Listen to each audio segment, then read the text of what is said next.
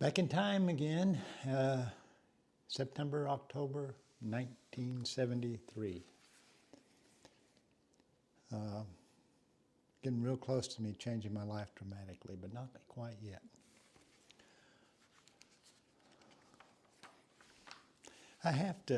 This is one of the most overlooked part of the BASS history, and probably the most important part. And it was the Bass Federations. When Harold Sharp, the tournament director under Ray for years, actually came from a bass club in Tennessee. And I think from there, that spawned eventually the first bass clubs that were affiliated with BASS, and they were called the Bass Federation. These guys, most of them, you won't know their faces or their names, but they were the workhorse of bass. All the environmental issues, all the cleanup issues, a lot of the political things that they would get all the bass clubs in the country that were affiliated with bass involved. And they were huge in the environmental direction that Bass tried to take the organization. I so appreciate it. I met a few of them, but way too few. And but they're still that same group. They're still a really important element and an unselfish, part of the story of fishing. Most of the tournament anglers were pretty selfish guys. I mean, we fished because we wanted to do this, make a living fishing, and to do it and be successful in defense, you had to give it all you had. You didn't have a whole lot else left over if you were finally going to make it.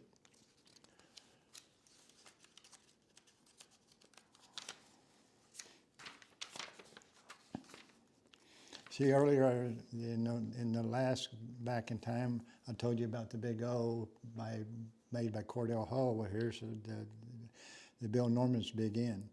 And I actually won. I actually really fell in love with the wooden versions, and Bagley eventually came with the wooden ones, and that's what I fished more than any others until, because I really, and this is just my opinion, I did not believe the hard plastic ones were as good.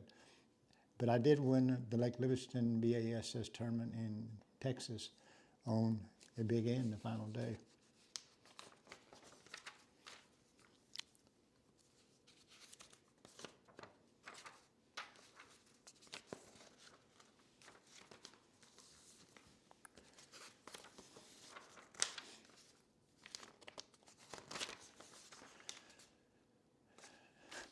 I kind of got amused at this because nowadays, if you go to a tournament, especially a big tournament, and even the small ones nowadays, you look on the guy's deck, and they may have anywhere from 10 to 20 rods on their front deck that they're using.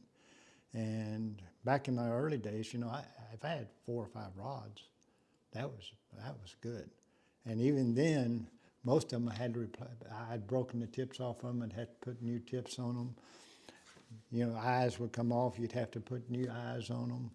It's fixing up a rod back then. You didn't. Nowadays, it's again part of our throwaway society. You break a rod, you throw it away and get a new one.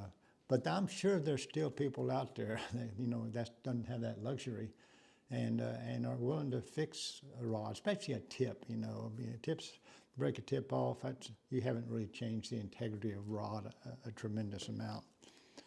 Because I was big into repairing my own rods. This is Head and Lure Company, since I've been showing lure companies. And I see this picture, and it just sends my heart back into time. That was my dad's favorite lure, red and white Lucky 13. And that's the first lure I ever caught a largemouth bass on in California. And fell in love with fishing artificials because of that bait. And it still is my bait. My dad was magical with that bait. And it not only affected him physically, but mentally. When my dad, later in his life, when he would go practice at the big tournaments with me, because back then my family could practice with me and practice, that would be the first lure he would tie on every single day. We could be in 150 foot of water. He's going to tie on that red and white Lucky 13. It's the top water. And he could do magic with it. I love to watch him at times. You know, fishing one. I finally got to where, unless I was really catching them, I wouldn't say, hey, Dad, you need to try something else. He would tie it on. And even though he was, you know, in his 60s, late 60s, he'd slouch back in his seat like this and he'd be fishing it. But any other lure, that's the way, that was his posture. But when he tied on that red and white Lucky 13, he went, got out on the edge of his chair and threw it out there and he threw it down beside a log and I mean, it was just, I could look in his mind and he'd work it down that log and stop it, and get it under a little bit, let it float back up and stop it. And I could see in his mind him imagining this huge commode flush of water when a big one sucked it down. It might not happen all day, but every time he threw that bait, that's the way he had that kind of confidence. I can't help but think about your dad when I look at that bait.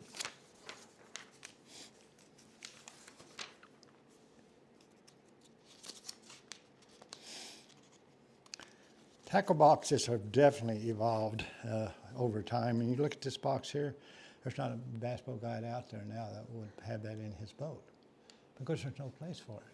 But if you go back to the old boats, there was no place for your most of us use those little, you know, those little boxes that you stick in pre-made boxes already in the boat. And you didn't have that back then, so you had to have, this was your tackle box that went in the boat with you. And over time, you really don't see them that much anymore.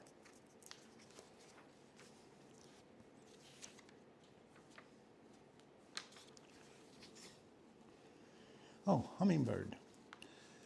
Of course, most people think about Lawrence being, you know, the first depth finder that hit the bass fishing mass market. And in my mind, it was, and I could be wrong on that. But then hummingbird came after it shortly. And this, Tom Mann is the one that brought it to the market. I don't know if a lot of people know that, but he brought that, and that's where it got its Tom Mann. You know, he had the jelly worms and a lot of his baits and the Manno lures and that kind of thing. But the hummingbird, he gave it the name, and it really became very, very successful, and still is.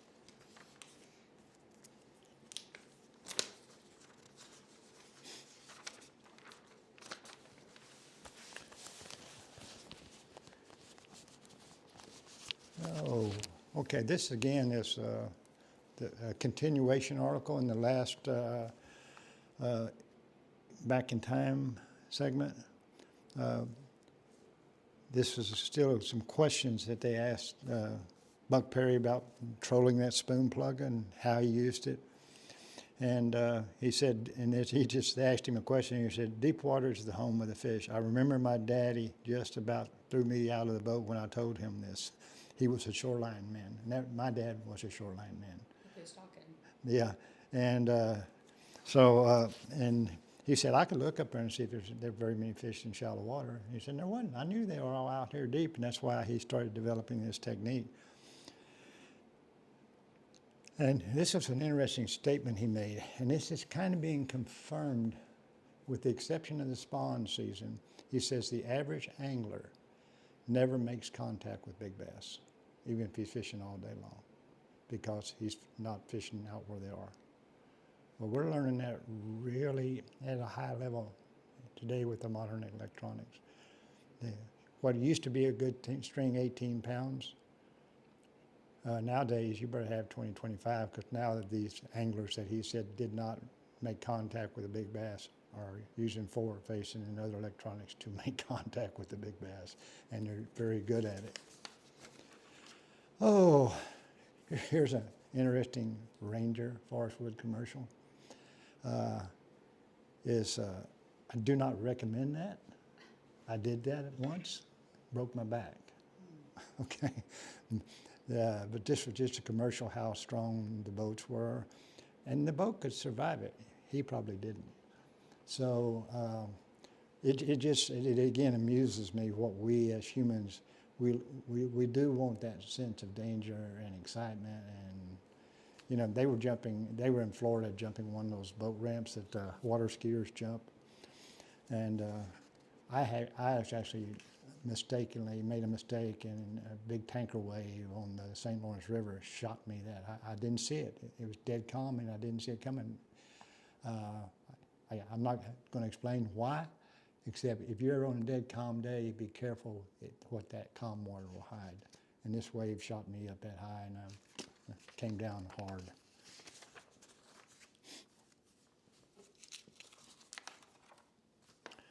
And this was the first heavy-duty deal that Ray Scott started.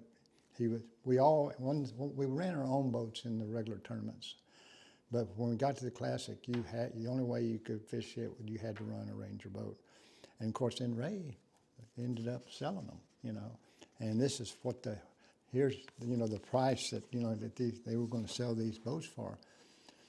And this, can you imagine this? I mean, it's not a bad looking boat, and it's got decent equipment on it for back then, especially big outboards, foot control troll motors. This is a $6,000 rig. They're 10 times that much now. That's just, again, the world we live in and inflation. And Ray was selling them for this great price of $4,295. So he made committed several pages to selling these boats. And it was always, if you want one, you better get on the waiting list. And it probably was true.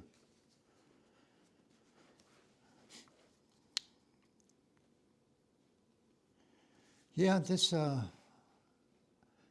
again, this guy here had his own private lakes, and here's what he'd give if you catch one of these fish.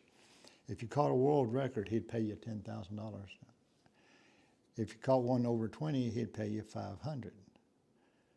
And channel catfish as well, size. But a lot of people back then, and even also probably pretty currently, make their own lakes with the thought that they were going to grow a world record bass. And then, no telling what they could get for it or how much promotion they would get out of it. Ray Scott made his own private lake, and that was Hisco. It was a 55-acre lake in Alabama, not Palatka.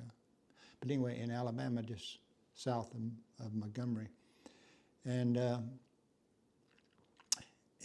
he had us have a tournament there. I teamed up with Gary Klein, and the lake was only about 6 years old. And he had stocked all these big Florida fish in it, and big male bass, and he was convinced he could grow a world record. And that tournament, which the lake 6 or 7 years old, I caught a 13-15 that day that we went and weighed in that fish. And he got so excited. There was always already a 13-pound, 15-ounce bass caught out of this lake. He was convinced he was going to grow them even bigger. He was spending $20,000 to $30,000 just on food, tilapia and gizzard shad, putting them in that lake. To this day, that's still the biggest bass ever caught out of that lake. So there's a lot more to growing a big bass than just feeding them as much as you can put in them. And that is kind of, again, the end of 1973, September, October.